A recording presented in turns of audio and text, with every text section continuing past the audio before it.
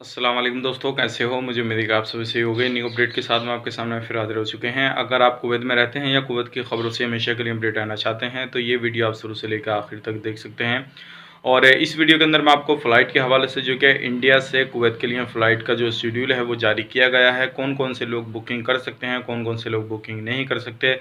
इस वीडियो को आप शुरू से लेकर आखिर तक ज़रूर देखिए। वीडियो थोड़ा लंबा हो सकता है, काफ़ी ज़्यादा इम्पोर्टेंट जो है इन्फॉर्मेशन देने वाला हूँ। अगर आपने ये वीडियो नहीं देखा तो हो सकता है आपका पैसा फँस जाए और आपको फिर रिफ़ंड पाने में काफ़ी ज़्यादा टाइम लग जाए।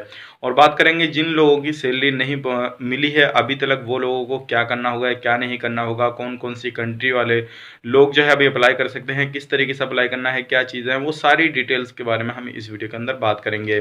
तो चलिए बिना देरी किए वीडियो शुरू करते हैं, लेकिन उससे पहले मैं आपको बता देता हूँ, अगर चैनल पर पहली बार आए हैं तो चैनल को सब्सक्राइब करें और साथ ही साथ बेल आइकन ज़रूर प्रेस कर दें ताकि हमेशा आपको इसी तरह की अपडेट मिलती रहे और आप हमेशा हमारे साथ में जुड़े रहें। सबसे पहले मैं आपको बता देता हूँ, कुछ बंदे हैं जो कि फेक आईडी से अपनी नीचे कमेंट करते हैं। लगभग 2-3 ही बंदे हैं, ज़्यादा नहीं है। बाकी तो अल्लाह के करम से आप लोगों का ऐसा प्यार है कि आप काफ़ी ज़्यादा हमें सपोर्ट कर रहे हैं और न्यूज़ को सुनते भी हैं, आगे शेयर भी करते हैं। लेकिन कुछ लोग ऐसे होते हैं कि जो उनको बोलने की आदत होती है कि आप फेक न्यूज़ देते हैं, ऐसी न्यूज़ देते हैं, वैसी न्यूज़ देते हैं। तो मैं आपको बता देता हूँ, जो भी न्यूज़ मैं आपको देता हूँ, जो ऑफ़िशियली वेबसाइट से अनाउंस की जाती है, वही न्यूज़ उठा के मैं आपको बताता हूँ। किसी भी तरीके से फ़ेक न्यूज़ मैं आपको नहीं देता हूँ, क्योंकि उससे मेरा भी टाइम ख़राब होगा और आप लोगों का भी टाइम ख़राब होगा और आपका विश्वास भी ख़त्म हो जाएगा।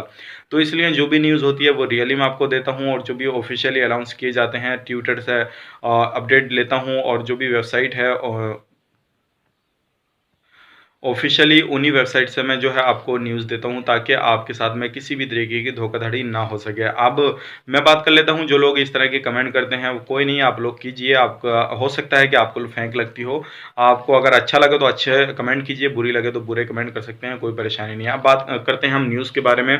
जो आज की न्यूज़ आ रही है, काफ़ी बड़ी न्यूज़ आ रही है और ये आपको जान लेना ज़रूरी है। सबसे पहले हम बात करेंगे, अभी 2 लोगों की मौत हुई है जो क्या महबूला एरिया में पाए गए हैं और 2 लोगों की मौत इस तरीके से हुई है। कुछ अभी अपडेट नहीं आया है इसके हवाले से, लेकिन उनकी दोनों बंदों की लाश पाई गई है जो कि इंडिया के रहने वाले हैं। कंपनी में काम करते थे। किस कारण उनकी लाश वहाँ पे पाई गई, खुदकुशी करी या किसी ने उनको मारा, अभी ये कोई भी फाइनली नहीं बताया गया है। जैसे ही बताया जाता है तो हम आपको ज़रूर अपडेट करेंगे किस पर्पज़ से उनकी जो है मौत हुई है।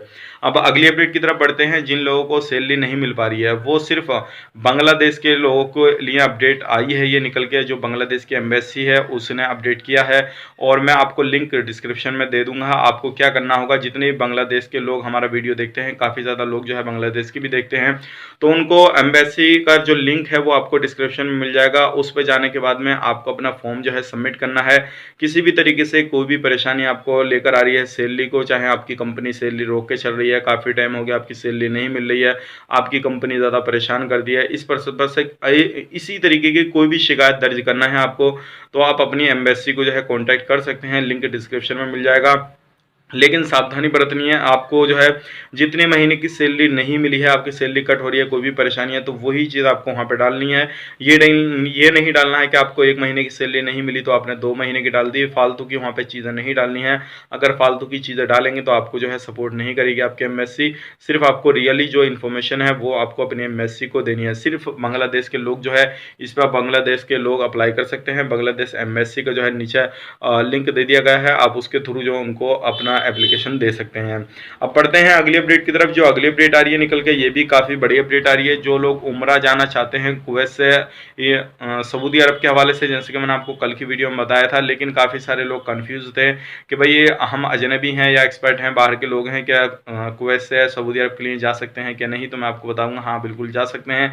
पूरा पैकेज आप लेकर जाइए, PCR टेस्ट लेकर जाइए और आपकी एज 18 से 50 साल के अंदर होनी चाहिए। 3 दिन वहाँ पे आपको क्वारंटीन रहना पड़ेगा और 3 दिन क्वारंटीन रहने के बाद में जो है आप उम्रा पूरी बखूबी कर सकते हैं। कुछ शर्तें हैं सऊदी अरब की, जो आपको शर्तें माननी होंगी, जो क्या ऐप वगैरह डाउनलोड करने होंगे और डेली आपको अपडेट करना होगा क्या आपकी कंडीशन है क्या नहीं है, तो वो सारी चीज़ें आपको मान लेना होगा।